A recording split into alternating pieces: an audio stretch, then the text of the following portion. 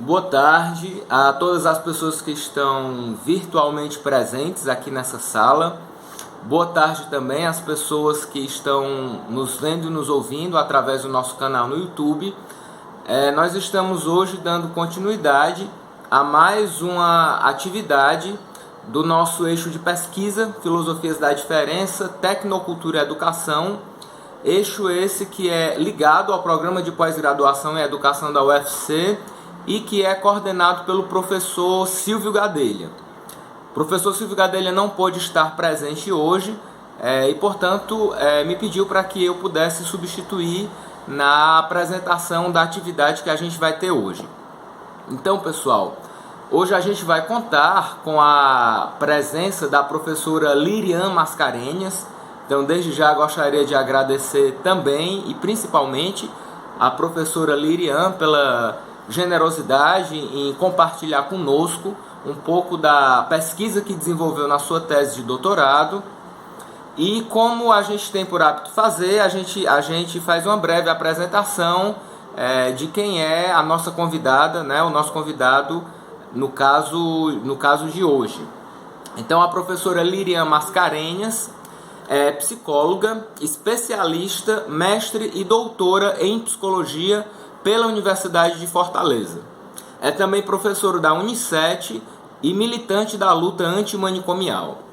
É membro da Comissão Integrada de Saúde Mental, que é vinculada ao Comitê Estadual de Prevenção e Combate à Tortura e ao Conselho Estadual de Defesa dos Direitos Humanos e do GT Internacional de Saúde Mental, vinculado ao TJ.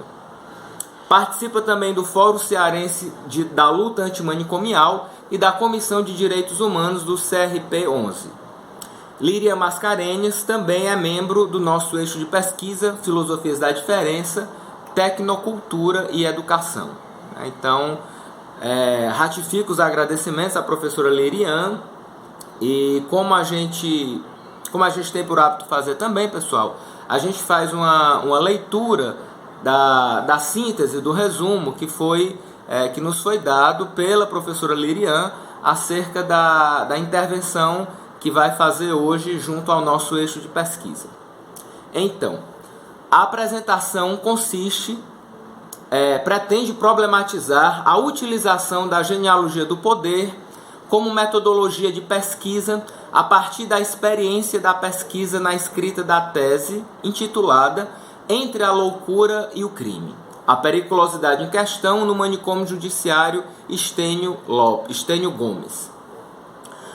O tema da pesquisa implicou no estudo das relações entre a psiquiatria e a justiça penal, e alguns textos de Michel Foucault foram essenciais para situar esta importante questão. Exemplo: A Vida dos Homens Infames, Os Anormais, A Evolução da Noção de Indivíduo Perigoso, na Psiquiatria Legal do século XIX, Eu, Pierre Rivière, dentre outros. Ao pensar na genealogia do poder como metodologia de pesquisa, uma questão fundamental fez-se presente. Seria possível realizar uma pesquisa genealógica exclusivamente a partir de textos acadêmicos? No curso Em Defesa da Sociedade, Michel Foucault escreveu: As genealogias são, muito precisamente, anticiências, deixando claro que não se tratava de reivindicar, entre aspas, o direito lírico à ignorância e ao não saber. Michel Foucault defendeu, entre aspas, a reativação dos saberes locais contra a hierarquização científica do conhecimento e seus efeitos de poder intrínsecos. Os textos científicos foram fundamentais para o estudo desenvolvido, mas foram as pesquisas em jornais, nos prontuários médicos e jurídicos, nos relatórios de inspeção e escuta dos homens infames que ainda estão encarcerados ilegalmente no manicômio judiciário Estênio Lopes que possibilitaram o contato real com os efeitos das lutas e enfrentamentos presentes na vida das pessoas com sofrimento mental que cometeram algum delito no estado do Ceará. Bom, então este é o resumo da nossa apresentação de hoje.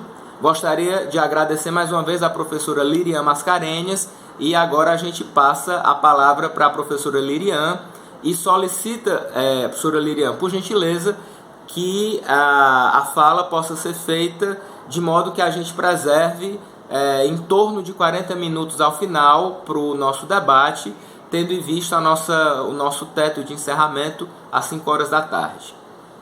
Muito obrigado, então, pela presença. Boa tarde. Primeiro, agradecer o gentil convite, né, do eixo de pesquisa Filosofias da Diferença, Tecnocultura e Educação, coordenado pelo professor Silvio Gadelha, a quem tenho uma profunda admiração e gratidão, né, fez parte da minha banca de defesa do doutorado e contribuiu muito, muito antes da banca, na verdade, já que eu faço parte, né, desse grupo de estudo do eixo de pesquisa Filosofias da Diferença, né. Fiquei emocionada quando o professor Silvio me convidou, né, até porque o grupo de estudo tem se caracterizado com a presença do Pablo e do Alex, né, agora, né, junto ao Silvio, de uma forma muito interessante ao convidar grandes referências em Michel Foucault, como foi o caso da professora Cristiane Marinho, do professor Celso Kramer, professor Nildo Avelino, né. E aí, depois de todos eles, né, uma fala minha, inicialmente me parece um tanto quanto estranho, né, porque eu sou uma iniciante nos estudos de Michel Foucault, né? Estou ainda no berçário nesses estudos, então, os que já vêm acompanhando, né, os grupos anteriores não tenham a expectativa, né, de que eu corresponda aos palestrantes anteriores, tá? Eu, por conta da tese, fiz um estudo mais aprofundado da genealogia do poder, e era sobre isso que eu queria conversar com vocês hoje, tá certo? Mas, antes de mais nada, minha gratidão, Pablo, ao convite, tá? Do eixo, por essa oportunidade de estar aqui e partilhar os achados da minha pesquisa e as interrogações, né, que esse estudo, com certeza, me deixou, tá? Bem,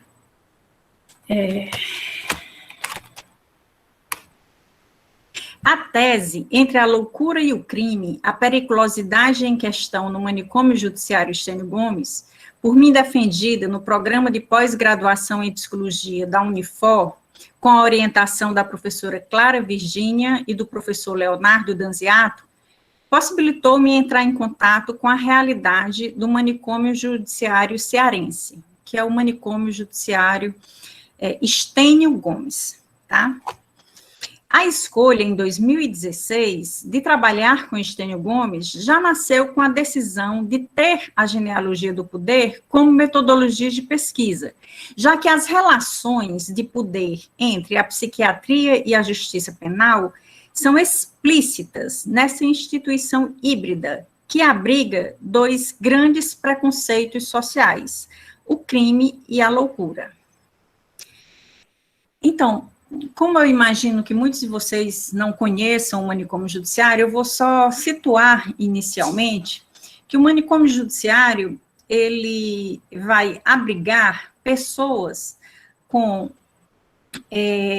sofrimento mental que em algum momento de suas vidas cometeram um delito e, após um laudo pericial feito por um psiquiatra, né, o juiz, considerando que aquela pessoa, no momento do delito, estava em sofrimento mental e não poderia se responsabilizar nem se autodeterminar por essa questão, termina absolvendo a chamada absolvição imprópria a pessoa e submetendo a medida de segurança, tá?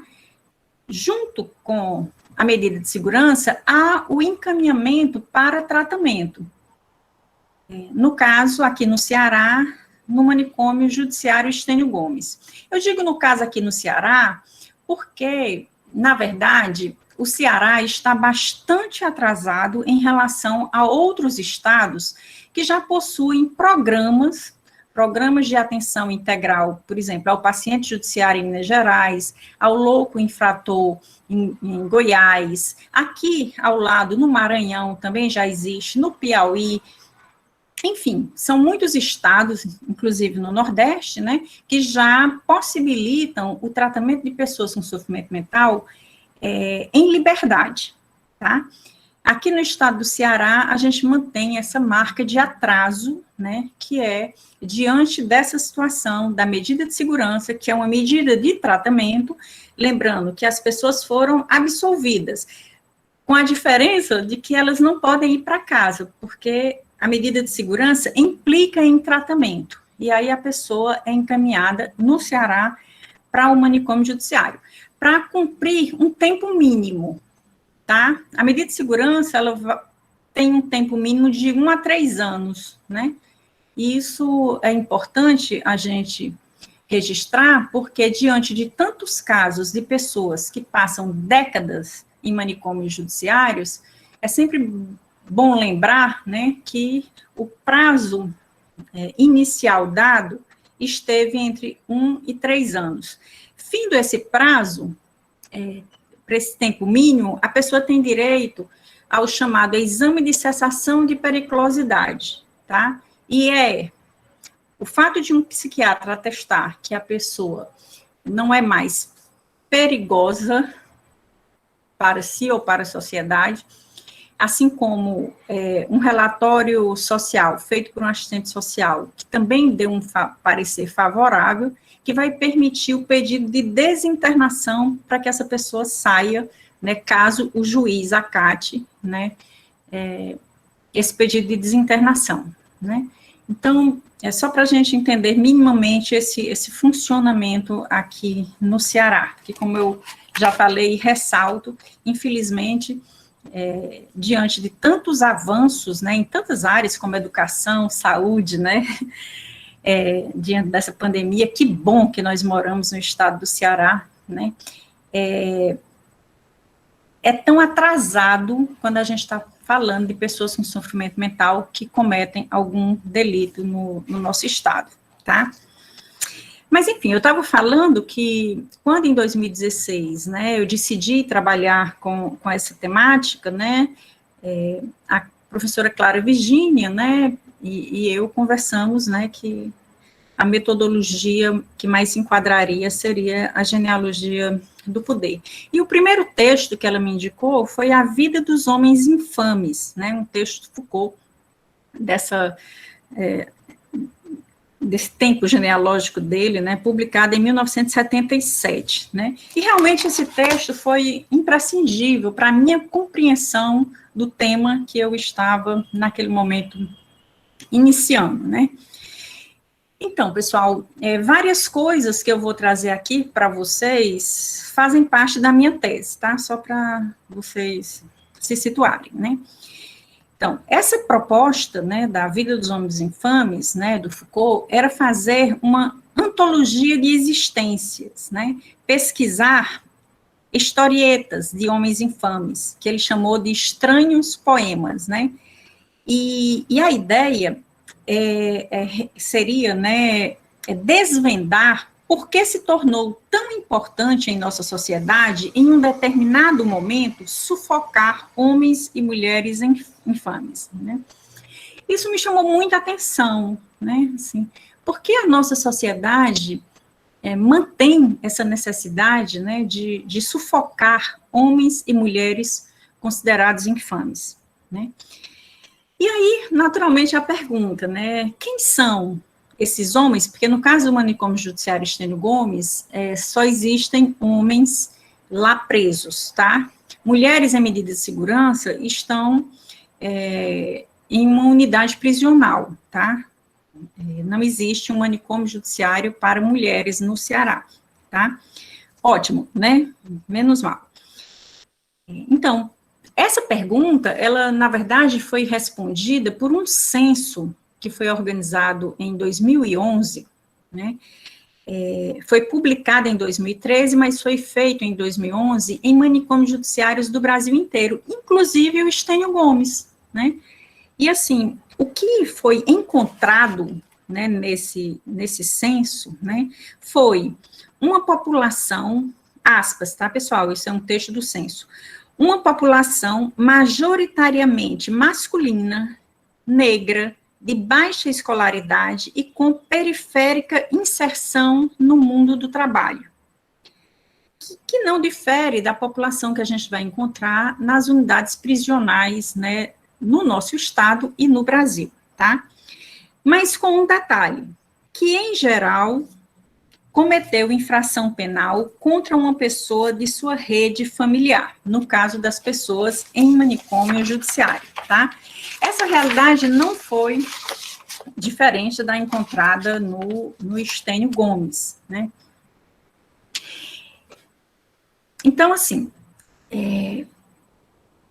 não é que esse pensamento seja novo. A gente já sabia, né, que as pessoas que estão em unidades prisionais têm essas características, tá? Mas é muito importante que a gente mantenha, né, se perguntando até quando a gente vai continuar conivente com uma violência tão clara contra pessoas pobres, negras, com pouco acesso à escolaridade, ao mundo do trabalho, né? É uma questão que fica, tá? Mas continuando as reflexões de Foucault sobre a vida dos homens infames, né? Ele diz, nos textos que se lerão mais adiante, a existência desses homens e dessas mulheres remete exatamente ao que deles foi dito, né? Então, a ideia era pesquisar, né, arquivos sobre essas pessoas consideradas infames, e ele está deixando claro que vai ser considerado o que foi dito sobre elas. Isso ainda é Foucault, tá? Do que eles foram ou do que fizeram, nada subsiste, exceto em poucas frases, né? Isso é muito importante mesmo, né? Porque, na realidade, essas pessoas, elas vão ser literalmente apagadas ao longo da sua existência em uma instituição total como o manicômio judiciário, né? Muito pouco resta delas, de quem elas foram, do que elas disseram, de quem elas amavam. Isso vai sendo literalmente esquecido, né? E o que a gente vai ter registro é do que o poder psiquiátrico ou da justiça penal, né, ou da assistência social, né, registrou sobre essas pessoas, né. E aí eu queria falar para vocês, né, de um caso que mostra isso que eu estou trazendo para vocês, a partir de Foucault, né, e Alex, por gentileza, coloque aquela foto que eu te enviei, que é do seu Juvenal, tá? Eu estou citando o nome dele porque o caso dele foi publicizado em 2013, depois de uma inspeção carcerária do Conselho Nacional de Justiça, tá? Ele foi chamado, em 2013, do preso mais antigo do Brasil, né? Ele estava no Estênio Gomes há 43 anos, tá? Vocês estão vendo aí a matéria, né? Preso mais antigo do país deve ser encaminhado para o hospital, diz Conselho Nacional de Justiça, né? Nesse momento, o senhor Juvenal, ele já estava lá há 43 anos, porque, na verdade, ele entrou lá em 1970, né? Em alguns documentos, até há uma referência de que ele entrou lá em 68, né? Mas um dos achados, né, da minha pesquisa, né, é que, diferente do que está no site da Secretaria de Administração Penitenciária, né, que é a Secretaria do Estado responsável pelo manicômio judiciário, de que o manicômio teria sido inaugurado em 12 de setembro de 1968, ele só foi inaugurado em 1969, tá? Em 68, existia uma movimentação para liberação de verba, tá? Mas ele só foi inaugurado em setembro de 69. Lirian, isso tem alguma importância? Tem. Por exemplo, no censo 2011, né, um documento importantíssimo, nunca havia sido feito um censo sobre pessoas em manicômios judiciários no Brasil. É um grande documento, né? Está lá que o manicômio foi inaugurado em 68, quando ele sequer existia em 68, tá? Então, o seu Juvenal, ele entrou lá em janeiro de 1970, né? O manicômio foi inaugurado em setembro de 69 e ele chega juntamente com outras pessoas em janeiro de 1970, tá? O que seu Juvenal tinha feito? Em maio de 68, ele que era um jovem agricultor que morava num sítio próximo ao interior do Ceará, né? Numa briga com o irmão, né, desfechou uma roçadeira, né, nele. O irmão não morreu, né, mas ficou ferido e ele foi preso, né. Então, ele passou 68 e 69 em cadeias, né, lá no interior e aqui em Fortaleza, e em janeiro de 70, ele entra no manicômio judiciário, tá? Para quê? Para que ele fosse submetido a um exame pericial, tá? Então, nesses 2 anos, o seu Juvenal, ele não participou de nenhum julgamento, tá? Ele ficou encarcerado, né? Mas ele não foi julgado. Nenhuma sentença foi dada em relação ao caso dele. Ele é encaminhado, então, para o manicômio judiciário, né? Recentemente inaugurado, para fazer essa avaliação, né? Sabe qual a idade do seu Juvenal, quando ele agrediu o irmão? Ele tinha 17 anos de idade. Então, ele entrou no manicômio judiciário com 19 anos de idade, né? E vai sair com mais de 60 anos, né? 62 anos, né? Essa foto que vocês estão vendo é de 2013, né? Na verdade, ele parece, inclusive, ter mais que 63 anos, mas essa era a idade dele, né? Então, assim, só para vocês também se situarem um pouco em relação à minha tese, eu fiz uma opção não tão acadêmica, né, dentro das diretrizes da academia, que foi contar a história de algumas pessoas, né, seja de 1970, seja agora, né, que ainda estão encarceradas lá, na primeira pessoa, eles contando a própria história, né. O sentido disso para mim era que eu não queria simplesmente fazer um relato técnico, tá, de questões jurídicas e psiquiátricas, porque era importante que as pessoas pudessem olhar para cada uma dessas pessoas como um indivíduo, como um sujeito de direito, como uma pessoa profundamente violentada nos seus direitos, né? E por isso eu resolvi assim fazer, né? Então, eu vou ler para vocês um trecho da tese onde eu conto a história do seu Juvenal, tá? Para vocês conhecerem mais esse senhor, que está vivo hoje, né? Completou 70 anos, e ele vive numa residência terapêutica, uma das 3 residências terapêuticas em Fortaleza, desde 2013, que foi exatamente o ano, né, dessa reportagem, quando o caso dele se tornou uma notícia nacional, né? E aí, a vaga em residência, que até então, após várias ações da defensora pública do Estênio Gomes, da direção do Estênio Gomes, para encaminhá-lo para uma residência terapêutica, sem nunca ter vaga, nesse momento, né, surgiu essa vaga, né, foi fabricada essa vaga, e ele foi para lá e está até hoje, tá? Então, vamos lá. O meu nome é Juvenal, não tenho outro de pia. Juvenal Raimundo de Araújo. Sou filho de Júlio Alves de Araújo e Maria Vieira da Conceição. Meus pais, Júlio e Maria, tiveram 2 Raimundos. Eu, Juvenal Raimundo de Araújo, e meu irmão, Francisco Raimundo de Araújo. Eu nasci no dia 20 de janeiro de 1951. Minha cor é parda, sou solteiro e analfabeto. Nossa família vivia no sítio Morada Nova, no município de Umari, que fazia parte da comarca de Palmirim, no Ceará. Da minha infância, não tenho lembranças. Da minha juventude, posso dizer que fui jovem por pouco tempo. Quando eu tinha 17 anos, eu e meu irmão Francisco Raimundo tivemos um desentendimento.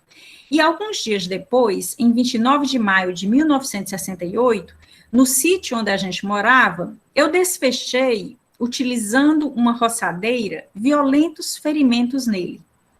Francisco Raimundo não morreu, segundo contam, aspas, graças a intervenções de terceiros.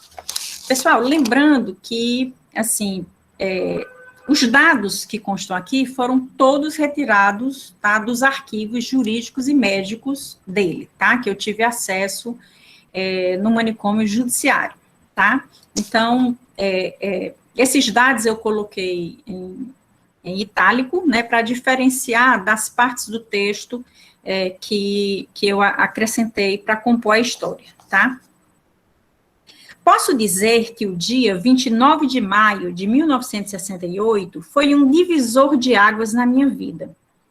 Desde o início dos tempos, ocorrem desavenças entre irmãos, mas quando repeti o gesto de Caim e atentei contra a vida de meu irmão, encontrei o poder judiciário, até então desconhecido para mim, e pouco restou do jovem agricultor, agora feito criminoso. Fui preso em flagrante pelo gesto que me tornou um homem infame. Assim como Caim, que como eu era um agricultor, fui desterrado. Mas em maio de 68, com apenas 17 anos, eu ainda não sabia que depois daquele acontecimento, minha vida jamais seria a mesma e eu nunca mais voltaria a ter uma casa, uma terra para trabalhar e uma família, nem no sítio Morada Nova, nem em qualquer outro lugar. Em junho de 68, o promotor de justiça apresentou a denúncia contra mim. E na denúncia, ele disse que o crime, aspas, segundo se depreende das próprias declarações do acusado, foi perpetrado por vingança, devido ao desentendimento acontecido alguns dias antes. Segundo ele, tinha nos autos que eu fui preso em flagrante e que prestei declarações, aspas, se lastimava por não ter podido dar uma roçadeira por baixo, pois com essa o mesmo assassinar seu irmão, fecha aspas. Mas o promotor também disse que em outro depoimento eu levantei outra versão, aspas, dizendo ter sido agredido, etc. Fecha aspas. Desta minha outra versão, só restaram essas 4 palavras e o etc., dizendo ter sido agredido, etc. Mas é muito bom saber que houve um momento em que eu me defendi, mesmo não tendo sido escutado.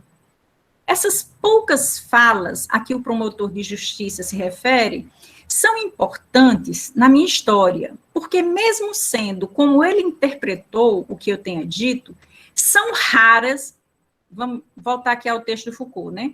São raras as falas atribuídas a mim em 45 anos, contando do ano de 1968, quando fui preso, aos 17 anos, até 2013, quando saí do manicômio judiciário, aos 62 anos, né?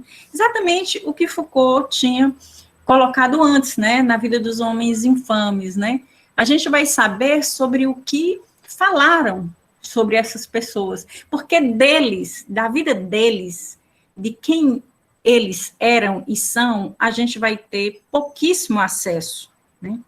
Mas aqui fica claro, né, o tamanho, né, da violência praticada contra esse senhor, né, que chega aos 19 anos no manicômio judiciário, sai aos 62 anos, sem nunca ter sido julgado, sem nunca ter sido submetido a medida de segurança, diante de uma artimanha, né, jurídica, né, de que se está esperando que ele melhore, né.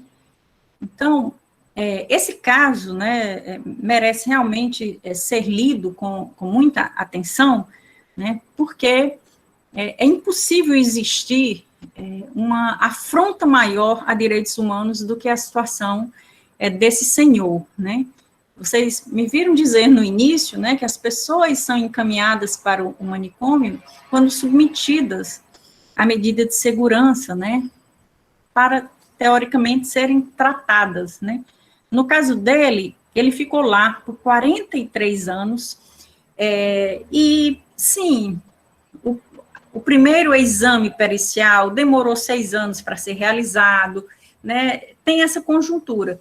Mas o fato é que, mesmo esses exames sendo feitos, encaminhados para a justiça, ele não foi submetido à medida de segurança e nem poderia ter participado de um julgamento pela condição dele. Isso estava, inclusive, em um dos laudos, né, que ele não tinha condição.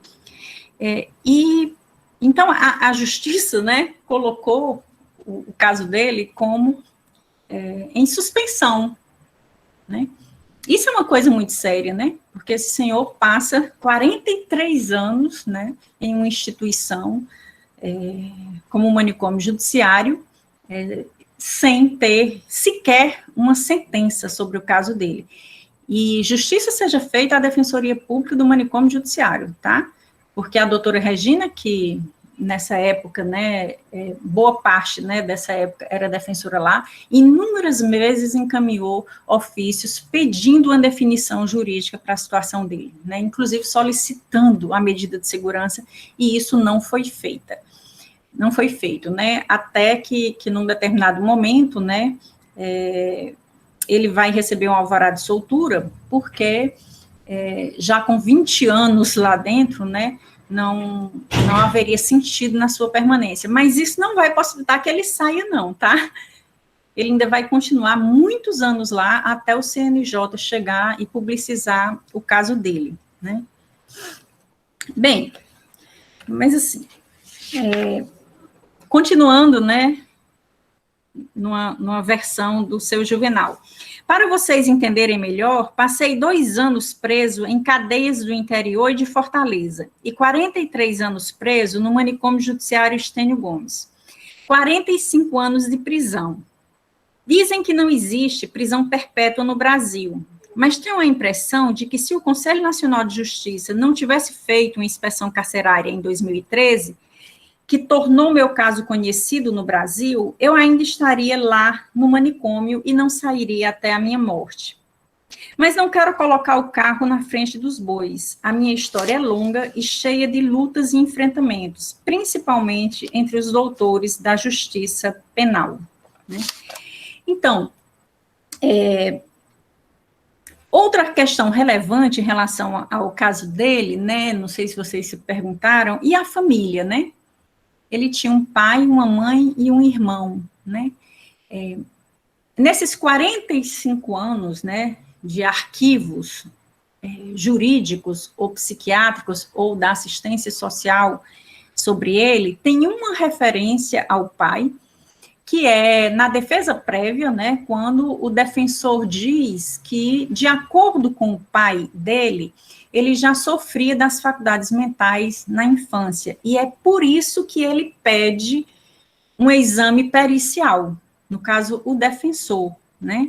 E aí, nesse momento, o seu Juvenal, né, que tinha conhecido, né, o poder da justiça penal, quando foi preso, né, por agredir o irmão, ele vai conhecer o poder psiquiátrico, né, no momento em que o defensor solicita, né, essa avaliação, né.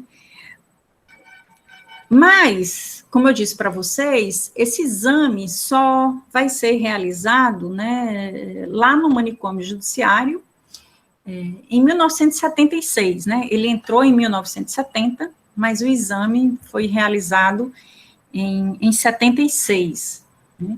Isso não resolveu a questão, né? Inclusive porque esse primeiro exame, ele não respondeu aos quesitos encaminhados pelo juiz, né? Porque o juiz, quando encaminha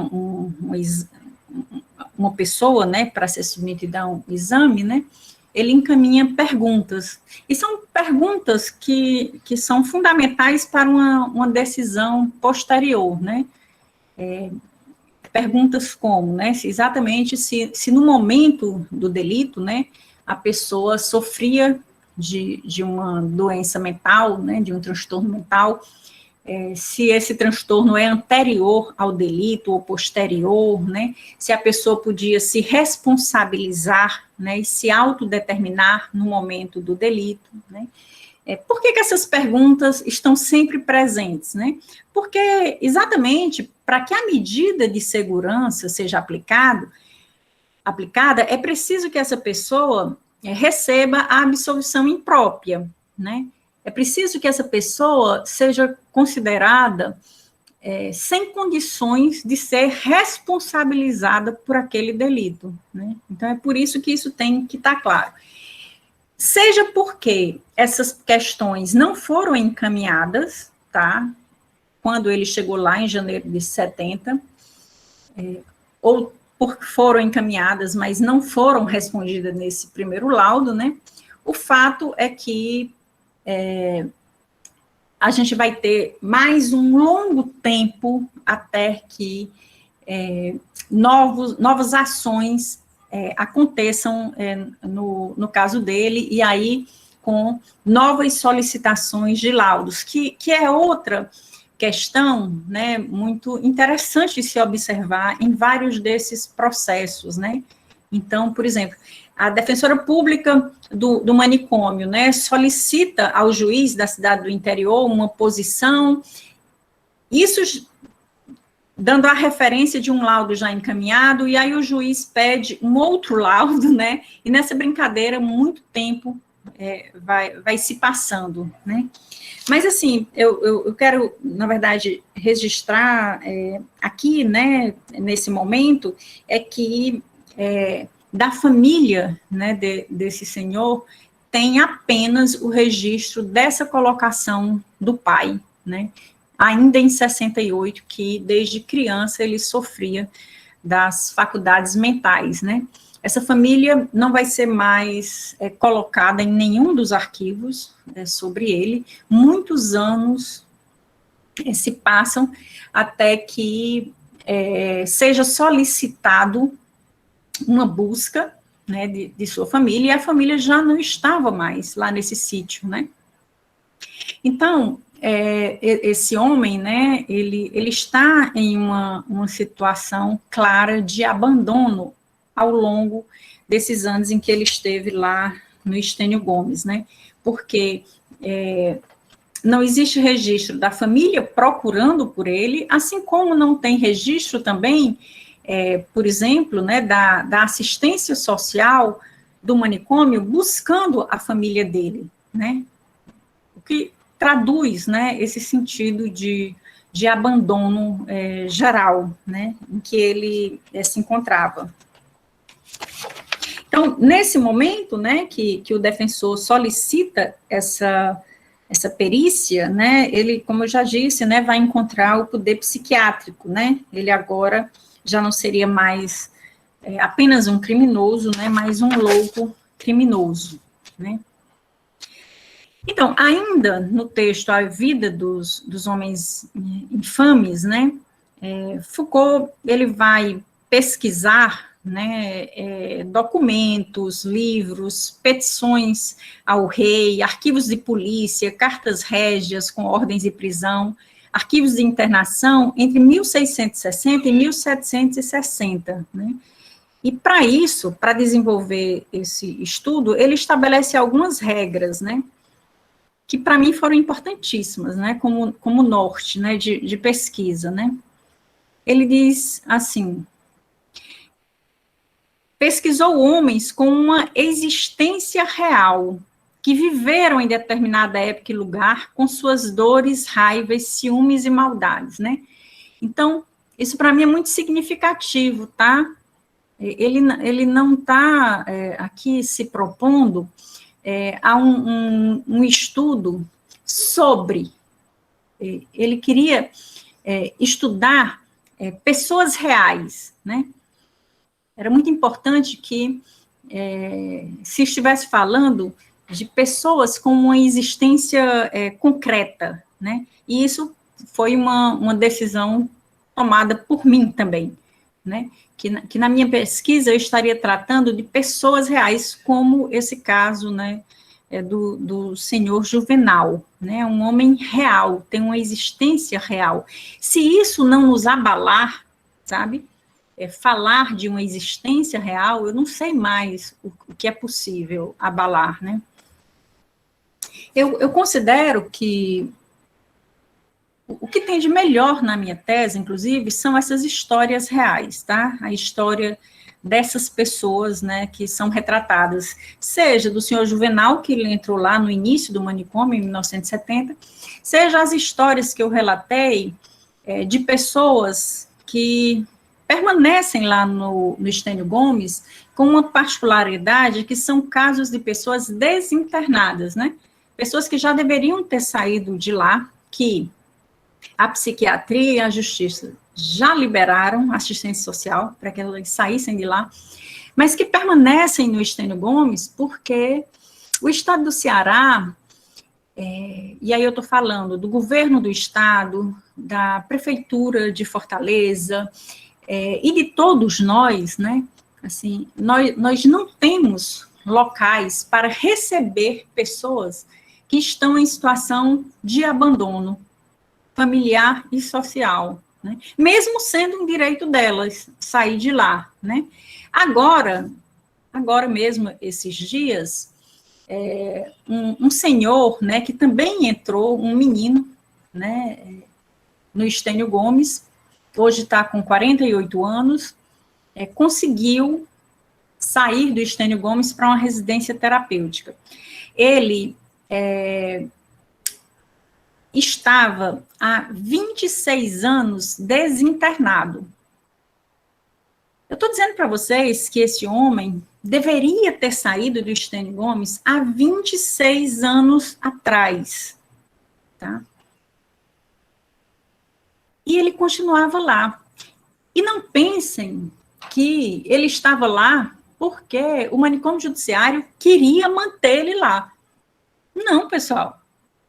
Muitas ações foram feitas, seja do setor jurídico, da direção do Estênio Gomes, para que esse homem conseguisse ir para uma residência terapêutica.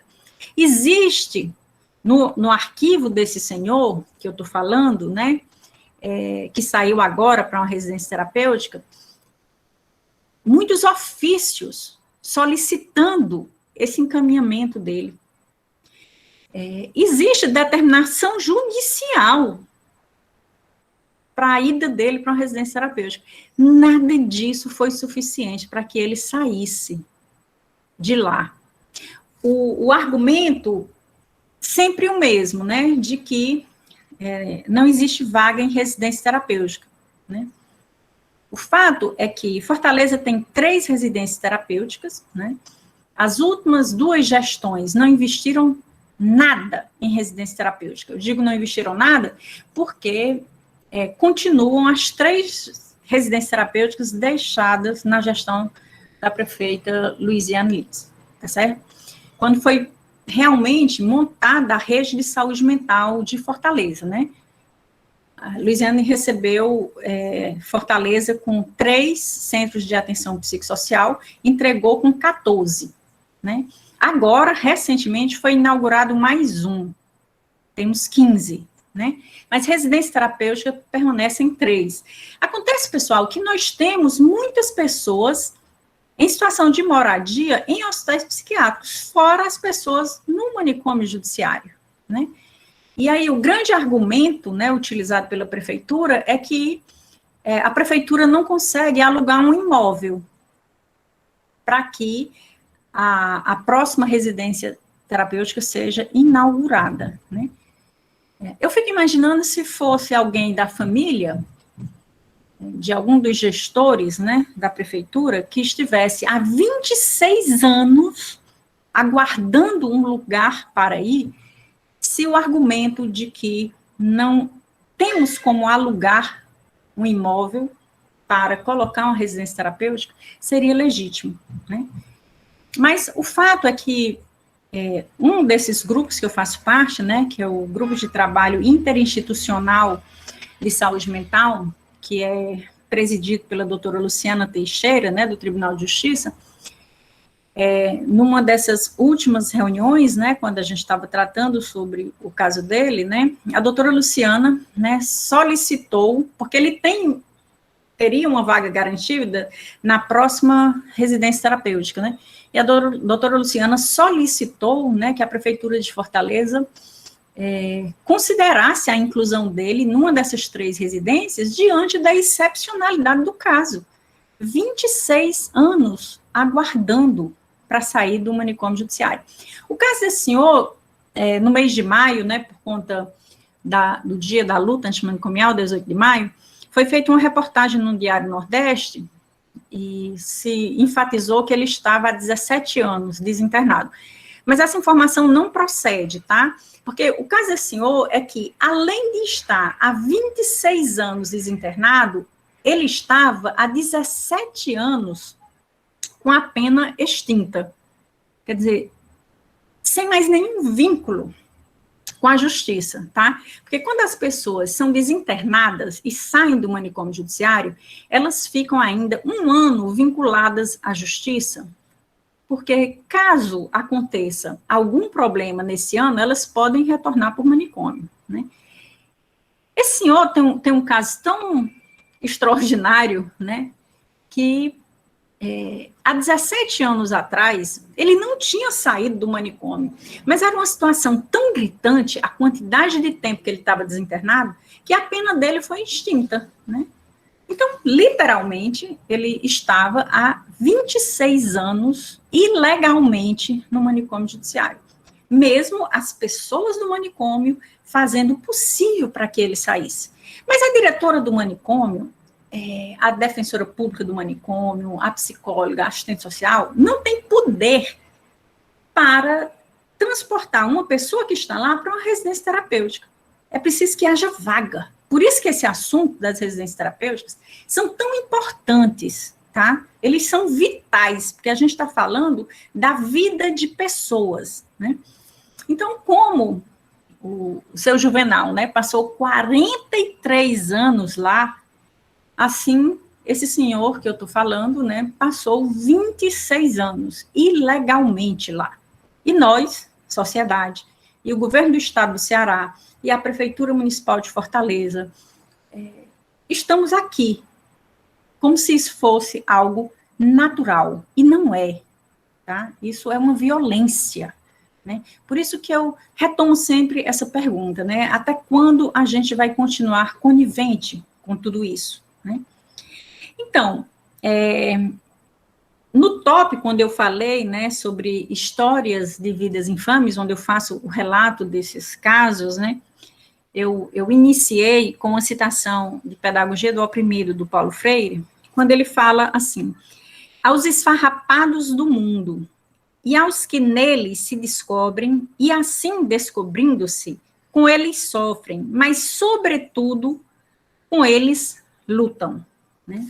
Então, assim, a minha expectativa, né, muito além de uma pesquisa acadêmica, né, é que a história dessas pessoas, né, possa nos tirar dessa indiferença, né, diante da existência de um manicômio judiciário aqui no nosso estado, né, porque a reforma psiquiátrica brasileira e mesmo a luta antimanicomial não priorizaram as pessoas com sofrimento mental presas em manicômio judiciário, né. Na verdade, aqui no Ceará especificamente, a gente pode dizer que toda a sociedade cearense, né, ao longo das últimas décadas, né, o manicômio foi inaugurado em 1969, né, a gente está em 2021, né, foi bastante omissa em relação a essas pessoas, né? Então, ainda cabe a mesma pergunta, até quando a gente vai continuar conivente com essa violência tão clara contra pessoas com sofrimento mental no estado do Ceará, tá? Bom, ainda me referindo à vida dos homens infames, né? Foucault estava interessado que os documentos pesquisados tivessem relação estreita com a realidade, e mais do que isso, que operassem na realidade, né? Então, discursos que afetaram vidas reais, que atravessaram existências e definiram destinos, né? Fragmentos de discurso carregando os fragmentos de uma realidade da qual fazem parte, fecha aspas, né? Isso é um texto de Foucault, né? Então, no caso do seu Juvenal, isso é um grande exemplo, né? Porque seja o poder da justiça penal, seja da psiquiatria, da assistência social, atravessa a vida desse homem, né? Que chega um menino, porque vocês imaginam ter 19 anos em 1970, tá? Chega um menino e sai um homem de 62 anos profundamente debilitado, né? Mas esse homem, para mim, é um grande exemplo de resistência, sabe? Porque vocês viram, né, a foto, a situação dele em 2013, e ele está vivo até hoje, aos 70 anos, sabe? Para mim, ele estar vivo é o maior ato de resistência que ele poderia ter diante de uma situação de morte, né, que ele viveu, né? E aí eu queria indicar para vocês um documentário muito interessante, chamado A Casa dos Mortos, né, que tem uma entrevista com um morador de manicômio judiciário, e a pessoa que está conversando com ele, né, pergunta que se foi encontrada uma casa para ele ir, né, se ele iria. E ele, é Almerindo o nome dele, né, e ele responde, Almerindo está morto, né. Então, isso é muito significativo e muito doloroso de se escutar, né, porque essa situação, né, das pessoas em manicômio judiciário, né, são situações de morte, realmente, né, e assim, mesmo tendo vivido, né, essa situação de morte por décadas, né, ele continua vivo, né, no caso, o seu Juvenal, né.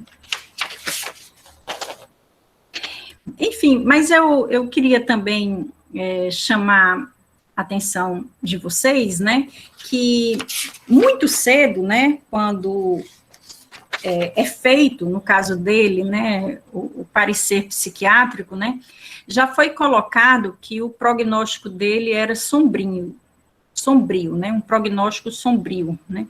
Então, esse parecer psiquiátrico que foi encaminhado, né, para a justiça, né, falava isso, né, que ele tinha um prognóstico sombrio, né, e também, né, que ao longo dos anos, não aconteceu a procura de parentes.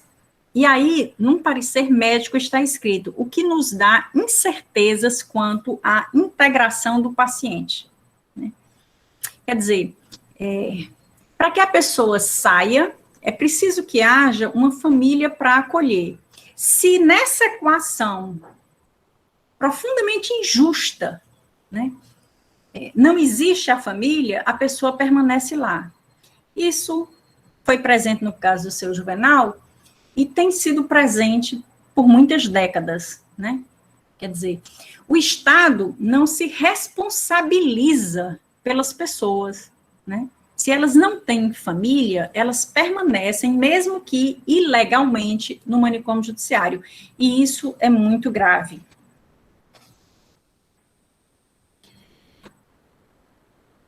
Então, né, em vários momentos, né, a Defensoria do Manicômio Judiciário solicitando alguma definição sobre o caso dele, o argumento vai ser de que o processo continua suspenso até que o acusado se restabeleça, né? Isso, inclusive, pessoal, depois desse laudo que diz que o prognóstico dele é sombrio, né? Então, é impressionante ver um documento jurídico, né, que diz que o processo do seu Juvenal está suspenso, né, e esse mesmo processo cita que o prognóstico do caso é sombrio. Quer dizer, a justiça sabe, pelo poder médico, que o prognóstico é sombrio, né? Quer dizer, a possibilidade desse homem melhorar é pequena, na avaliação médica, e mesmo assim, não estabelece uma medida de segurança. Mas, Lirian, por que seria importante estabelecer isso? Pessoal, porque a pessoa só pode sonhar em sair de um manicômio judiciário se ela puder ser desinternada. E ela nunca vai poder ser desinternada se ela não tiver uma medida de segurança.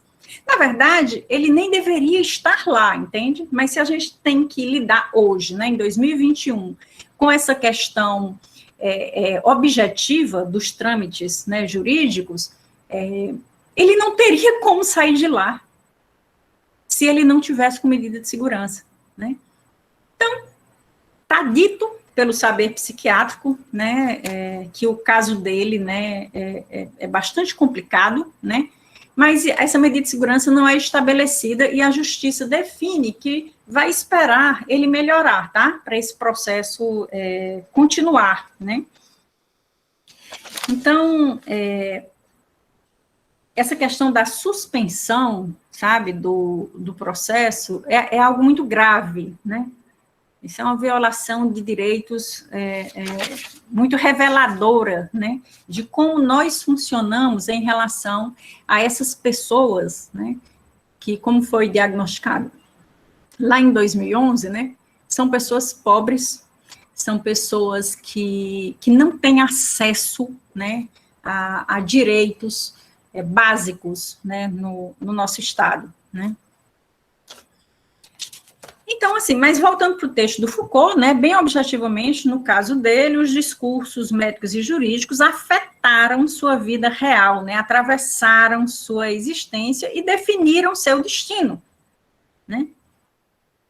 Ele permaneceu 43 anos preso por uma suposta tentativa de assassinato ou por lesão corporal contra seu irmão, sem julgamento, sem medida de segurança. Por que eu digo por uma suposta? Porque inicialmente ele foi classificado dessa forma, né, como tentativa de assassinato. Mas houve um momento que uma mudança no Ministério Público fez um promotor de justiça dizer, né, que acreditava que era um caso de lesão corporal, né, mas o juiz não acatou, né, essa solicitação, né, por uma questão burocrática, porque ele disse que não era possível fazer essa mudança, né. E aí, assim, isso faria toda a diferença, né, porque como ele já estava há muitos anos no manicômio, né, se a lesão corporal, né, fosse entendida como que aconteceu, seria mais fácil retirá-lo de lá, né, mas isso não vai acontecer, né. Então, ainda no texto de A Vida dos Homens Infames, né, o Foucault, ele não estava interessado em infames famosos, né, como, por exemplo, o Marquês de Sade, né, que para ele são detentores de uma falsa infâmia, né, porque eles são lembrados por atos abomináveis, né, com um horror respeitoso, né. Para ele é uma lenda gloriosa isso, tá. Ele estava interessado em vidas comuns, né, sem glória, sem grandeza, e que em algum momento foram marcados pelo poder, né, um poder que colocou luz, né, em um momento de violência, excesso, tumulto, da vida daquela vida insignificante, né, que não tinha nenhuma glória. E esse era exatamente o caso, né, do seu Juvenal, né, e foi colocado luz, né, sobre um ato de violência praticado aos 17 anos de idade contra o irmão, e por isso ele passa 45 anos preso, né, 43 só no manicômio judiciário, né. Mas uma outra questão que o Foucault também coloca nesse texto, né, é que ele tinha interesse em pesquisar eventos com breves comentários que se reportassem ao cotidiano das pessoas insignificantes, né? Sem nenhuma grandeza, né? E esses registros, né, que são encontrados, eles vão ter em comum algo, são discursos que afetaram profundamente as vidas infames que registraram, né? Então, a pesquisa desses homens e mulheres infames, né, revela esse dado bem objetivo, né? São vidas comuns profundamente afetadas pelo encontro com o poder, né?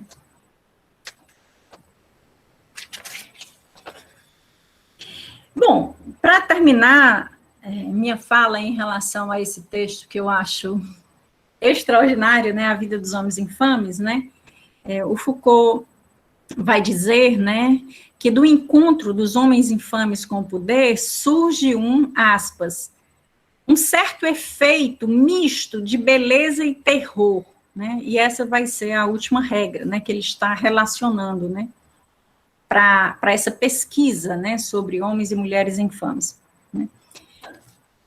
Pessoal, eu confesso que eu nunca consegui encontrar beleza nesses arquivos, né, de homens infames do manicômio judiciário. Eu só encontrei terror, tá? Essa situação toda, para mim, é dessa ordem do terror. Acho que ele escolheu bem a palavra, né, terror, né? Mas beleza, eu não consegui encontrar nada, né? Porque é uma situação tão violenta, né, que para mim, de 2016 para cá, eu só situo no mundo do terror mesmo, tá? Mas eu, assim, passei muito tempo, né, falando sobre a vida dos homens infames, né, mas eu queria, até pela proposta, né, também, retomar a questão da genealogia do poder, né, nos termos que eu coloquei na apresentação, porque uma questão importante para mim, né, foi pensar que tipo de pesquisa eu realizaria, né? Eu já sabia que seria a genealogia do poder, né? E já sabia que eu teria muita coisa para ler, né? Mas seria possível realizar essa pesquisa apenas no mundo acadêmico, né?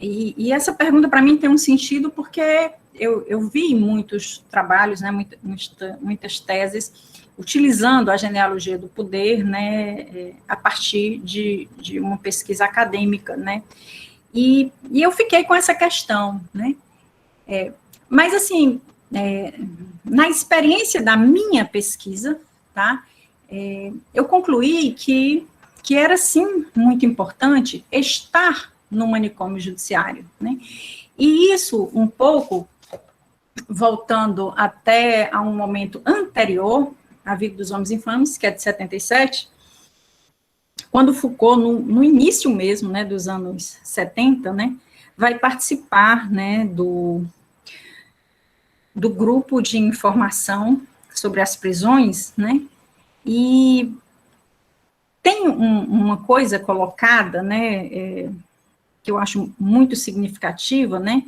que é que o GIP, né, foi instituído para dar a palavra àqueles que têm uma experiência da prisão, né. Esse texto que eu estou me referindo, ele está nos Ditos e Escritos 4, tá? Onde Foucault, em 1971, né, vai falar sobre o GIP, né, o Grupo de Informação sobre as Prisões, e dizer, né, que esse grupo deveria dar a palavra àqueles que têm experiência da prisão. Então, uma coisa é falar sobre o manicômio judiciário, e tem muitos trabalhos interessantíssimos, né, sobre manicômios judiciários no Brasil, né. Tem essa pesquisa que eu falei para vocês, de 2011, né, que é um censo sobre manicômio judiciário no Brasil, que contempla o Estênio Gomes. Tem, em 2015, um material maravilhoso, Inspeção aos Manicômios, que foi feito pelo Conselho Federal de Psicologia, em parceria com a OAB, inclusive. Infelizmente, o Estênio Gomes não participou, porque o CRP11 não mandou os dados, né, para essa pesquisa.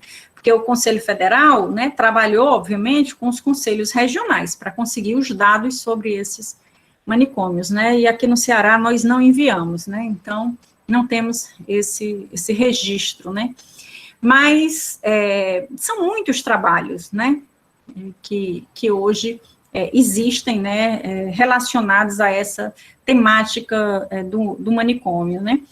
Mas, assim, para mim era muito significativo, né, já que eu estava interessada no manicômio judiciário, né, do Ceará, né, saber sobre esse manicômio, né.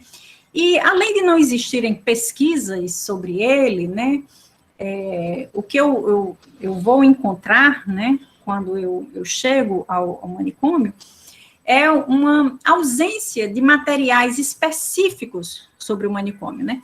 Por exemplo, o Estênio Gomes não tem um regimento interno próprio. O Estênio Gomes é uma unidade prisional. Se vocês entrarem no site da SAP, né, que é a Secretaria de Administração Penitenciária, responsável pelo manicômio, tem lá a relação de todas as unidades prisionais do Ceará.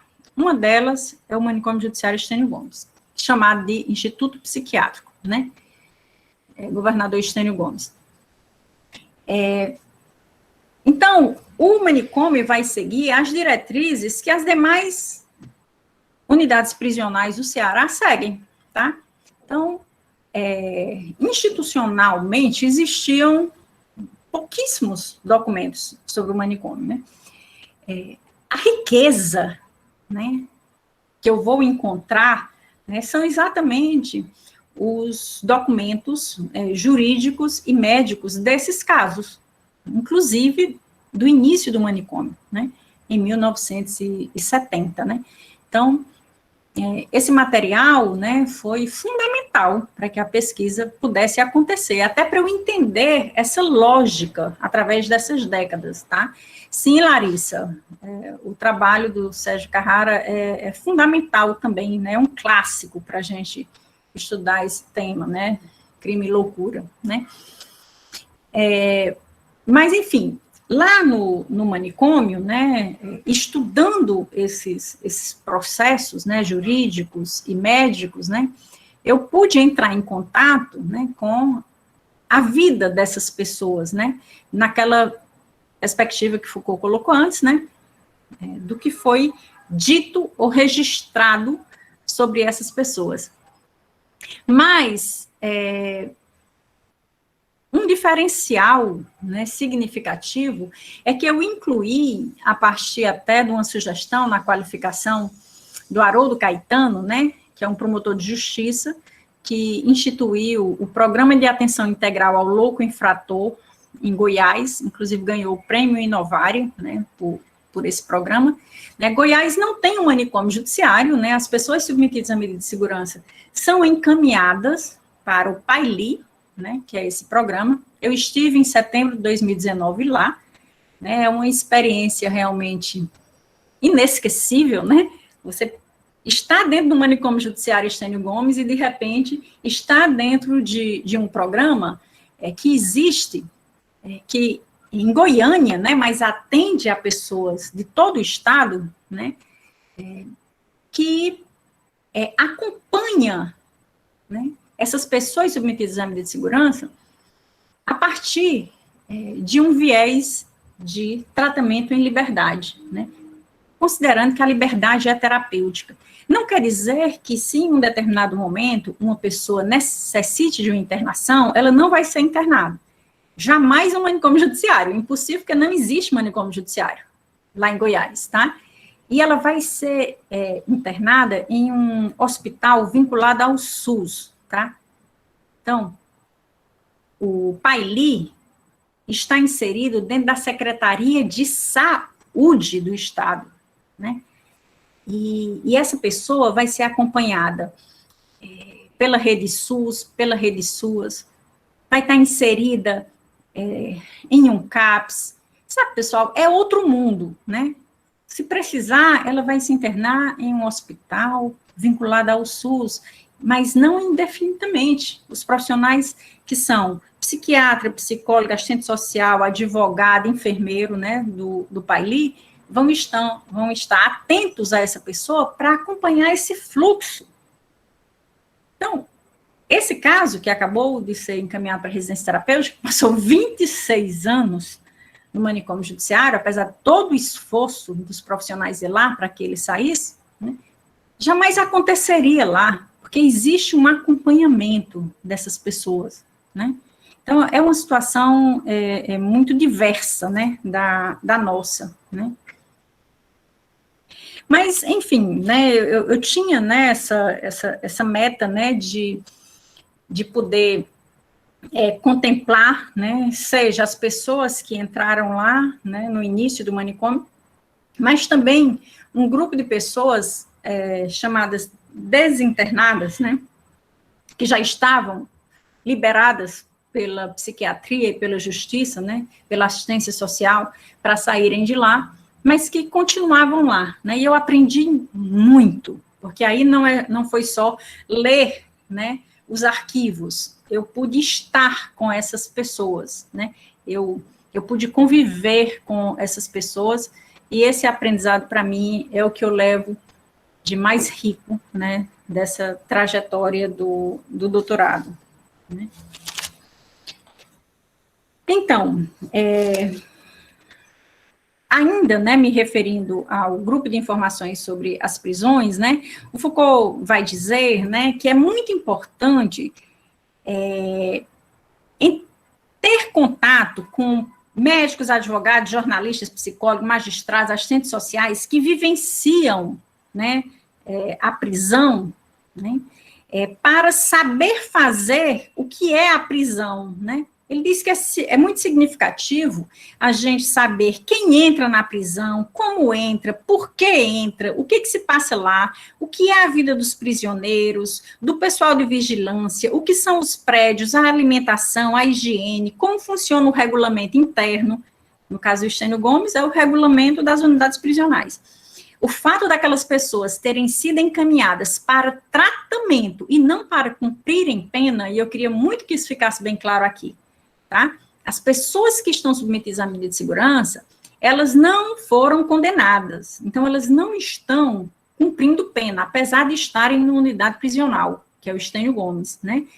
Elas foram encaminhadas para tratamento, né? Por que eu digo isso? Porque não é incomum escutar pessoas se referindo ao Estênio Gomes, né, como eles estando lá cumprindo pena, e isso não procede, tá? Eles receberam, como eu disse para vocês, a absolvição imprópria. Eles não foram condenados, né? A medida de segurança é uma medida de tratamento, né? Mas, enfim, o Foucault vai dizer que é importante conhecer o controle médico, os ateliês, como se sai dela, né, e como é que em nossa sociedade ser um daqueles que dela saiu, né. Então, nessa perspectiva de Foucault, né, as respostas para essas indagações não seriam encontradas em relatórios oficiais. Importantíssimo para mim isso, sabe? Olhar de uma forma desconfiada para o que está escrito. E a convivência com as pessoas, estar em loco, estar no campo, é o grande diferencial, né? Porque apenas lendo eu não teria a noção que hoje eu tenho sobre o que acontece nesse mundo. Se eu tivesse, por exemplo, como inicialmente eu cheguei a cogitar, né? Feito um estudo sobre esses arquivos, né? Sem ter o contato com as pessoas, né? Mas foi fundamental, né, que eu tenha feito essas escolhas de acompanhar. Esse número hoje não é o mesmo, né, mas na época 9 pessoas que estavam desinternadas no Estênio Gomes, né? Mas vocês podem pensar, mas será que é preciso conhecer esses detalhes realmente? Como, por exemplo, o que são os prédios? Está no texto do Foucault, né? O que são os prédios? Ele diz, é preciso conhecer o que são os prédios. Será que isso é importante? Né? Eu vou dar um exemplo prático para vocês, tá? Eu estava numa numa reunião, né, que se tratava sobre o Estênio Gomes, desse grupo de trabalho interinstitucional de saúde mental, e eu perguntei, né, se as pessoas que estão hoje no Estênio Gomes já estavam tendo acesso ao grande pátio, né, que tem lá. Qual era o sentido dessa pergunta, né? Até 2019, né, quando o Estênio Gomes era subordinado à Secretaria de Justiça e Cidadania, cedo, lá existem duas alas, né? Eles tinham acesso a um pátio, né, que fica, onde tem um refeitório bem grande, tinha uma televisão e um grande campo de futebol, né? Então, eles acordavam, as alas eram abertas, né, e eles tinham acesso a toda essa área externa, né? E aí, quando acaba a Sejus e se inicia a Secretaria de Administração Penitenciária, em 2019, vocês vão lembrar que estava em pauta, né, um assunto importantíssimo, que era a questão das facções, né, e várias medidas foram tomadas, né, nas unidades prisionais, entre elas a retirada de televisão, de rádio, tal. E isso também vai acontecer no Estênio Gomes, né. E aí, o acesso que eles tinham a esse grande pátio, né, até 2019, deixou de existir. Eles passaram a ficar 24 horas nas alas. Como é que são essas alas, né? É um espaço onde tem várias celas, banheiro, né? E no meio, um espaço, né? As celas estão no entorno desse pequeno pátio, né? Essas celas, né, elas não ficam gradeadas. Existe uma grade separando a ala desse grande pátio, né? Então, quando eu chego no Estênio Gomes, e até 2019, né, as pessoas, elas dormiam, obviamente, nas alas e trancadas, né, mas pela manhã e até 10 horas da noite, inicialmente, elas podiam ficar nesse grande pátio, assistindo televisão, caminhando, conversando nesse refeitório e tal. Com essa mudança, inicialmente, eles precisaram ir para a cela às 18 ou 19 horas, né? E depois, eles não puderam mais ficar nesse grande pátio, a não ser, pessoal, quando existe uma atividade. Por exemplo, uma atividade com o educador físico, ou uma atividade com a terapeuta ocupacional e a psicóloga, que fazem grupos, tem um trabalho de musicalização. Obviamente, né, que nesses momentos eles saem das alas, né? Mas, assim, não é pouca coisa, né, que com essa mudança da Sejus para a SAP, eles perderam o acesso a esse grande pátio durante todo o dia, entende?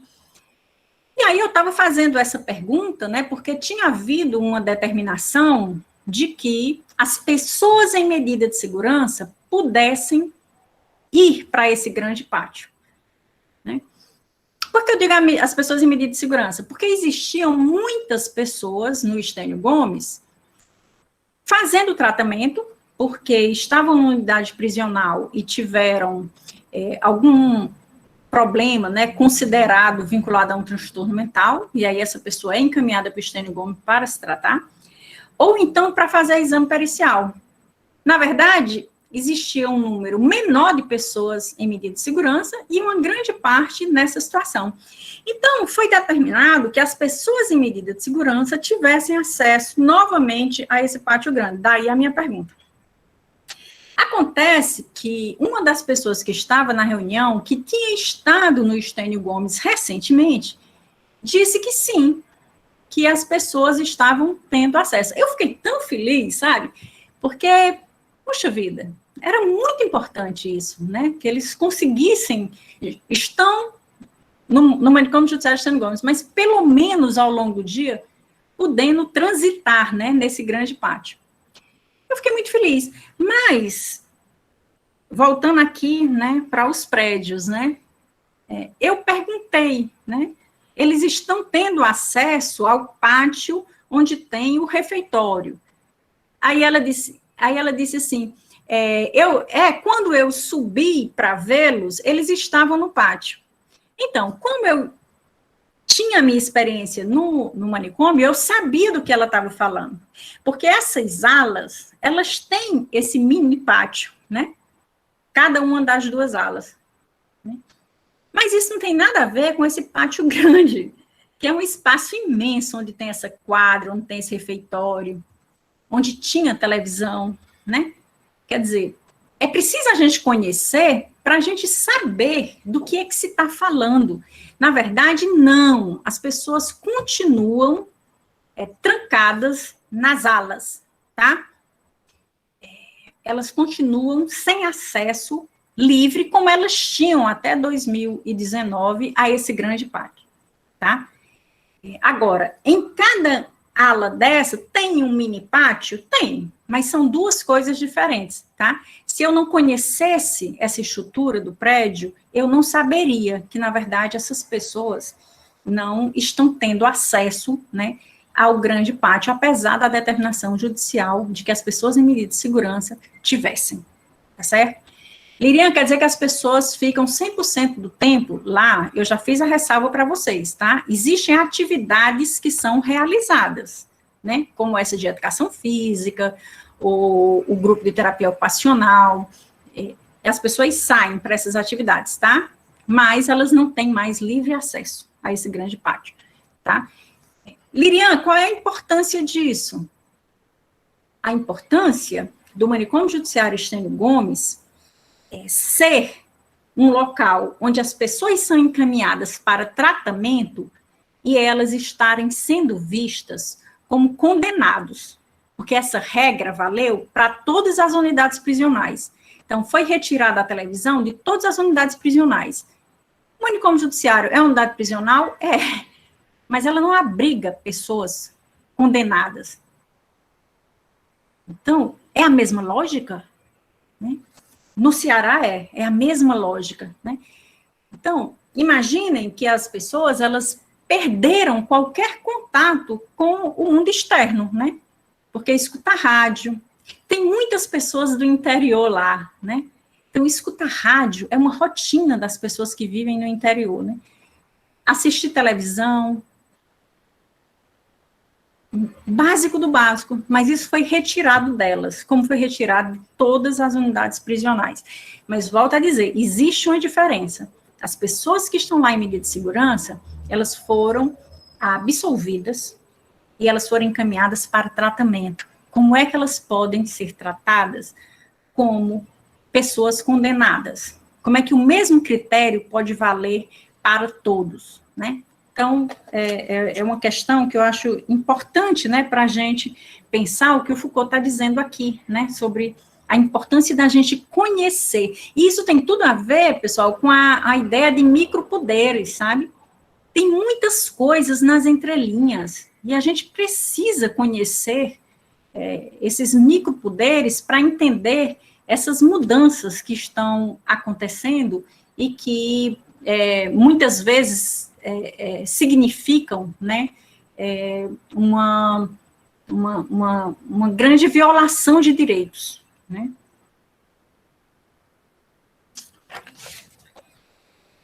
Então, eu quero até aproveitar esse momento, né, para agradecer, né, toda a abertura da doutora Fátima, que é a diretora do manicômio, do doutor Hélio, que é psiquiátrica e médico clínico lá, o senhor Josafá, que é vice-diretor e está lá desde a década de 70, pessoal, sabe? Ele é a história viva, né, do Estênio Gomes, a psicóloga Isadora, assistente social Vallinda, o chefe de segurança, que é o Santana, e o Alex, né, que me ajudou muito, muito, muito no acesso a esses arquivos, né, porque ele é responsável pela parte de TI, né. Então, enfim, eu quero agora, o tempo já está se esgotando, Só trazer um pouco para vocês uma reflexão a partir de um texto fundamental para a gente compreender a genealogia do poder, né? Que é Nietzsche, a genealogia e a história, né? Esse texto, ele é iniciado por Foucault com a seguinte frase: a genealogia é cinza, ela é meticulosa e pacientemente documentária, né? Então, Alex, você pode colocar aquela outra foto que eu te mandei, que é Plácido inaugurou ontem o manicômio judiciário. Por que é que a genealogia é cinza, né? Porque estudar documentos, né, ir até o passado, né, como no caso, o manicômio judiciário, inicialmente eu pensava que havia sido inaugurado em 1968, né? Então, um caminho que me pareceu lógico foi procurar, né, nos jornais da década de 60, né, informações sobre a inauguração do manicômio judiciário, né? E aí, eu contei com a colaboração da Letícia Montenegro, né, bolsista de iniciação científica pelo CNPq, né, e que participou, né, comigo, né, de um garimpo no Instituto do Ceará, né, aquele prédio belíssimo que tem na Barão de Rio Branco, e que é um verdadeiro celeiro de informações, né. E aí, com direito a luvas, né, a máscara, a gente foi acessar esses jornais da década de 60, né, no caso, o jornal Unitário, né, e a gente procura no ano de 1968, e a gente vai encontrar notícias, como eu tinha falado para vocês, né, de um movimento, né, para se conseguir liberação de verba, né, uma vontade, né, de que esse instituto viesse a acontecer, né? Exatamente, né, nesse cinza, né, desses jornais tão antigos, que a gente, em 1969, vai encontrar essa notícia, né? Plácido, que era o governador, né, inaugurou ontem o manicômio judiciário, né, isso 13 de setembro de 69, né? Então, o manicômio judiciário, ele vai ser inaugurado, né, no dia 12 de setembro, né, de 1969, né, e essa notícia, ela não só demarca, né, como a gente tem no site, né, da SAP, uma informação errada sobre a inauguração do manicômio, o que conduz a pesquisas como o Censo 2011, né, indicarem também uma data errada da inauguração desse manicômio. Mas a gente vai encontrar também, né, uma informação que está aí nesse texto, né, que é importantíssima, tá? A inauguração do manicômio, ela aconteceu com a presença do bispo auxiliar de Fortaleza, que abençoou o equipamento, né, e um representante do Ministério da Justiça. Então, não foi uma inauguração qualquer, não, né? Ela teve um peso. Agora, pessoal, olha, nessa busca genealógica, sabe? Nessa busca por esses documentos, as preciosidades que a gente encontra, né? Olha o que acontece na fala desse representante do ministro da Justiça, né? Ele diz assim: sinto-me envaidecido de estar aqui presente para a integração do recluso na comunidade. Ele está inaugurando um manicômio judiciário e ele está dizendo que está envaidecido por estar presente para a integração do recluso na comunidade. Então, a saída de uma pessoa, né, de uma cadeia, nessa época, né, para o manicômio judiciário, no discurso dele, né, era integrar na comunidade. Uma dessas pessoas, né, que em janeiro vai ser integrada, vai ser o seu Juvenal, né, que sem julgamento, sem medida de segurança, passa 43 anos encarcerado ilegalmente no manicômio judiciário, né. Então, isso é muito significativo, né, a gente compreender esses discursos, né?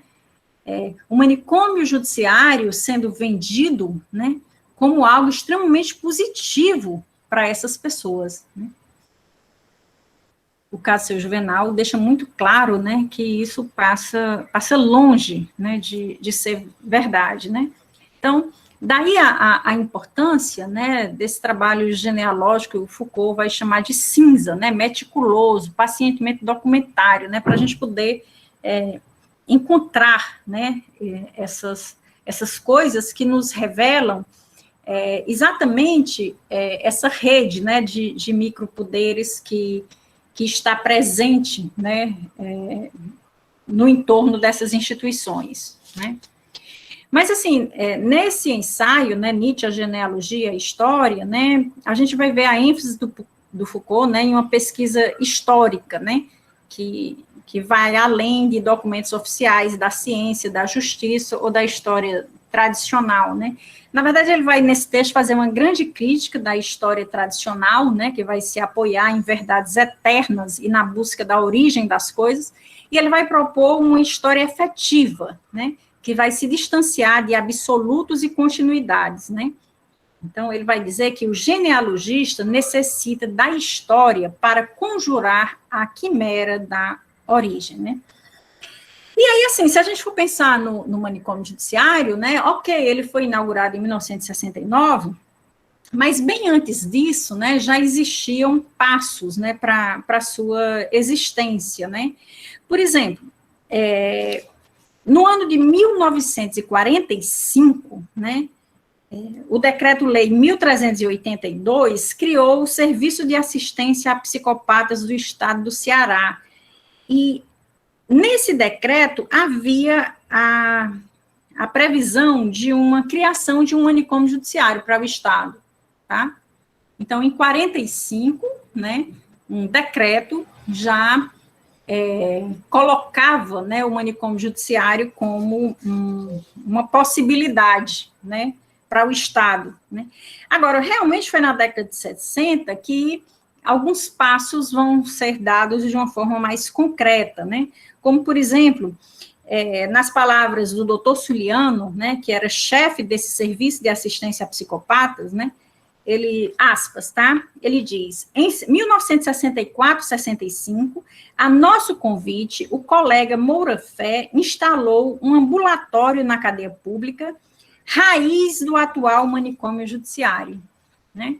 Então, a gente percebe claramente aqui, né, que nessa década de 60, né, as pessoas com sofrimento mental, né, que estavam na cadeia, elas começam a ganhar um espaço específico para elas, que inicialmente é na própria cadeia, né, numa seção própria, né, de assistência a psicopatas, e posteriormente no manicômio judiciário, né. O interessante é que em 1965, né, o doutor Suliano, ele era diretor, né, do que hoje é o Hospital de Saúde Mental de Messejana, e ele vai descrever que lá no Hospital de Saúde Mental de Messejana existia uma capacidade para 150 leitos, 5 psiquiatras, 2 enfermeiras diplomadas e 70 guardas. Interessante, né? Um hospital, né, que tem 150 leitos e 70 guardas, né? Então, eu não teria tempo, né, mas na tese isso está feito, que eu acho que é uma das partes importantes também, né, toda uma relação que o Foucault vai fazer entre a nascente psiquiatria e a justiça, né, como a psiquiatria vai se valer, né, da justiça para alcançar legitimidade, né, então a psiquiatria já nasce muito entranhada, né, com a justiça, o que não quer dizer, né, que eles vão estar sempre de mãos dadas, porque muitas lutas e enfrentamentos vão acontecer, e estudando esses casos, isso fica muito claro, né. Tem uma parte na tese também muito interessante, falando sobre o início do manicômio judiciário no Brasil, né, que foi o manicômio judiciário do Rio de Janeiro, inaugurado em 1921, né? Então, a gente está exatamente com 100 anos, né, da inauguração do primeiro manicômio judiciário, né, e é muito triste pensar, né, que enquanto tantos estados no Brasil já não trabalham com essa lógica, né, o estado do Ceará continua com essa nódoa, né, com essa marca inaceitável, né. E aí, se houvesse tempo, eu iria falar para vocês de muitas lutas e enfrentamentos entre Juliano Moreira e Heitor Carrilho e várias questões surgidas, né, inclusive tem um caso interessantíssimo, né, que foi feito o laudo pericial, né, pelo Heitor Carrilho, né, mas não vai haver tempo, né, para essa discussão, né. Bem, que é o febrônio, né, febrônio índio do Brasil. Esse caso mobilizou bastante, até por muitas discordâncias, né, entre o laudo feito e o mundo jurídico, né, no sentido de uma responsabilidade ou não dele, né.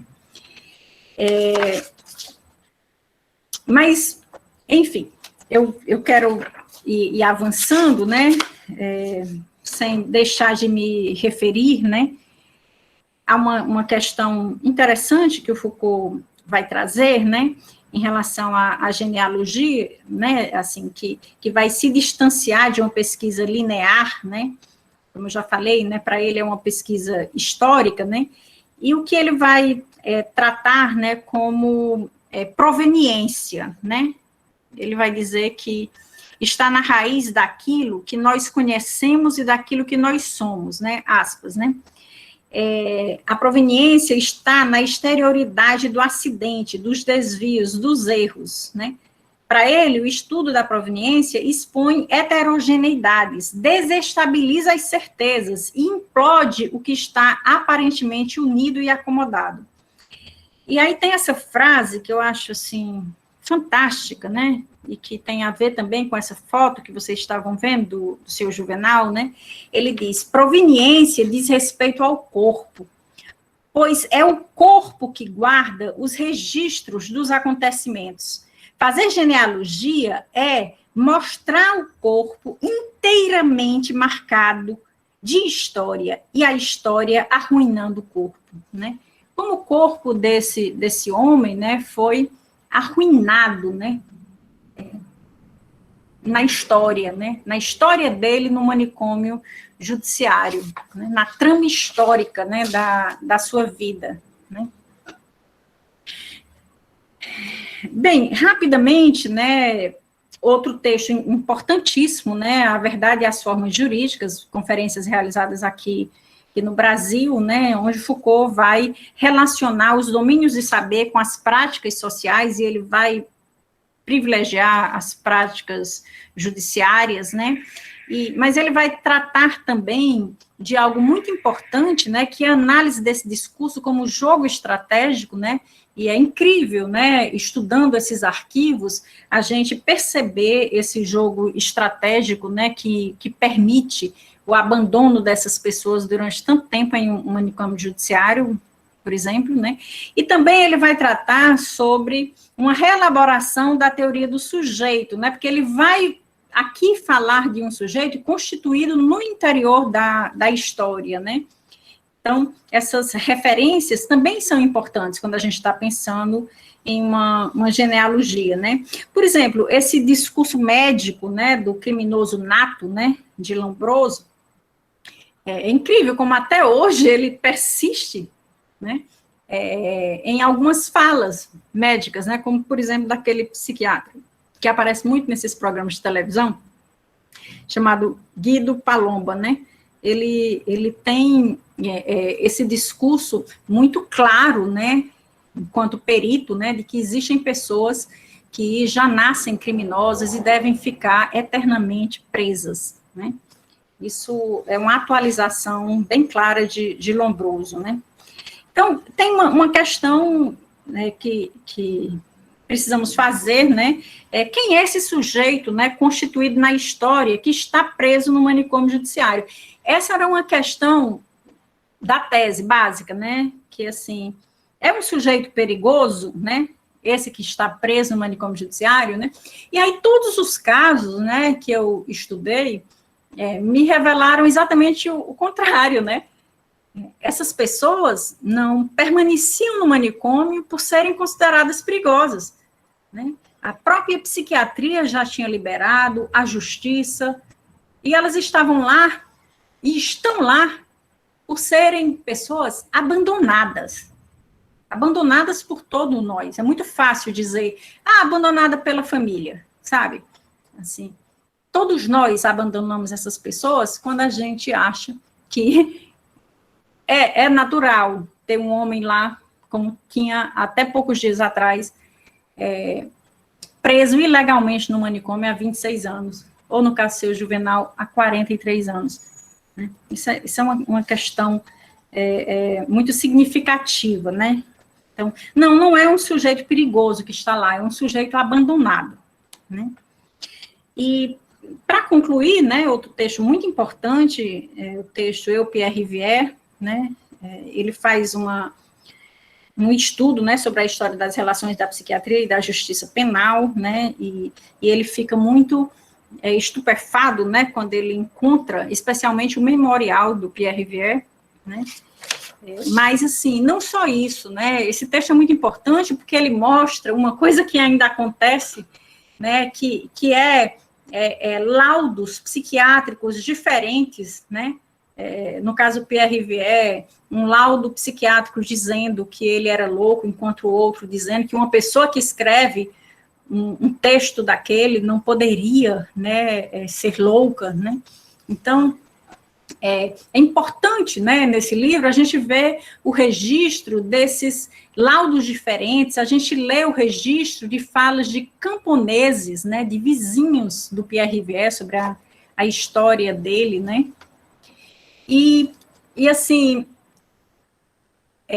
esse livro me motivou muito, né, essa presença no Estênio Gomes, né, e alguns encontros que eu tive, né, que eu quero passar para vocês, como, por exemplo, desse homem que acabou de sair de lá, né, ele já não consegue falar, né, verbalmente, muito bem, né, apesar de que, quando ele foi desinternado, né, há tanto tempo atrás, ele se comunicava, né, mas alguma questão de saúde comprometeu a fala dele. Mas a psicóloga de lá, a Isadora, ela me disse assim, Lirian, ele escreve. Isso foi uma informação muito preciosa para mim, né? Porque aí eu fazia perguntas e ele respondia. E uma coisa que ele escreveu, né, que me abalou muito foi: eu pretendo ir para minha casa. Venci a falsa morte desse lugar, pois já me ouviram, sim. Pois é. Bom, a gente estava no ano passado, né, em 2020, e falando com ele sobre desinternação, né, mas ele saiu agora, no mês de julho, tá, para uma residência terapêutica, né? Quer dizer, até ele sair, eu ficava me perguntando, né, ele dizendo que venceu a falsa morte do lugar, né, que ia para minha casa, né, pensando que ainda tinha casa. Essas pessoas, por que as residências terapêuticas são tão importantes? Porque essas pessoas perderam o seu território, elas foram abandonadas, elas não têm mais casa, elas não têm mais terra, elas não têm mais família. Então, como é que a gente pode, enquanto Estado, enquanto prefeitura, se omitir em locais que possam abrigar essas pessoas, né? Então, esse homem, né, já com a saúde bastante comprometida, né, no ano passado, dizia, né, que tinha vencido a falsa morte, né, do lugar, mas ele só conseguiu sair agora, e eu não posso nem descrever para vocês a alegria que eu senti, né, quando soube da ida dele para a residência terapêutica, né. Paulo, meu tempo já se esgotou, né? Lirian, minha querida, são 4h20. Se você quiser se encaminhar para as conclusões, fique tranquila, tá? Ok. Então, assim, eu, na verdade, ainda teria, né, outras questões a tratar, especialmente em relação a outros textos, né, desse período, né, da década de 1970, né, mas eu vou pular algumas coisas, tá? É só para dizer para vocês, por exemplo, um texto muito importante em defesa da sociedade, né, e é lá nesse texto, né, que eu até coloquei na apresentação, né, que o Foucault vai falar, né, que vai colocar a genealogia como anticiência, né, e falar sobre os saberes históricos sujeitados pelo discurso científico, né, e falar sobre a ambição de poder, né, que, isso tudo aspas, tá, que a pretensão de ser uma ciência traz consigo, né, porque quando a gente qualifica apenas o saber científico, a gente está desqualificando os outros saberes, né, e o que eu estou dizendo para vocês é que conversando com essas pessoas desinternadas lá no Estênio Gomes, né, eu pude aprender muito mais sobre a situação, sobre o tema, né, do manicômio judiciário, né, do que em qualquer texto científico, né, que eu tenha lido, né, mas esse saber local, ele não é valorizado nem reconhecido, né.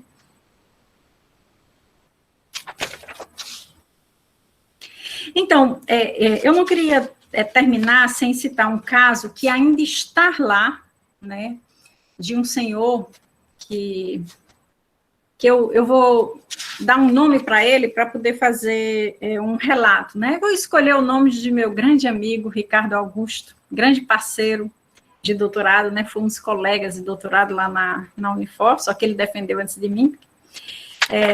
Então, vou chamar essa pessoa de Ricardo Augusto, né? Um senhor que ainda está lá, desinternado, mas preso ilegalmente no manicômio, né?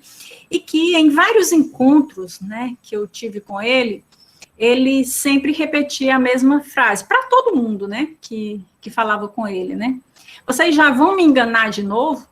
Se eu estou desinternado, por que eu continuo preso? Ele tinha muita consciência, ele tem muita consciência, né, de como a prisão dele hoje lá é profundamente injusta e ilegal, né? E no último encontro que eu tive com ele, eu levei uma toalha com o nome dele. Então, vamos fazer de conta que era Ricardo Augusto, bordada. Por quê? Porque ele é um cara, já é um senhor, tá? Profundamente cuidadoso com o pouco que ele tem, sabe? A cama bem arrumada, os poucos objetos que ele tem guardadinhos em um saco, ele está sempre muito limpo, né? E muito cuidadoso, né, com as coisas dele. Mas vocês sabem que numa instituição total, as pessoas não têm pertences, né? E aí, eu resolvi levar essa toalha, né, com o nome dele bordado, né? E foi um momento muito marcante, né, porque eu disse para ele que era um presente que pertencia a ele, né? Então, diferente das outras toalhas que ele já tinha tido lá, ninguém poderia pegar essa toalha e entregar para outra pessoa, né, porque tinha o nome dele, né?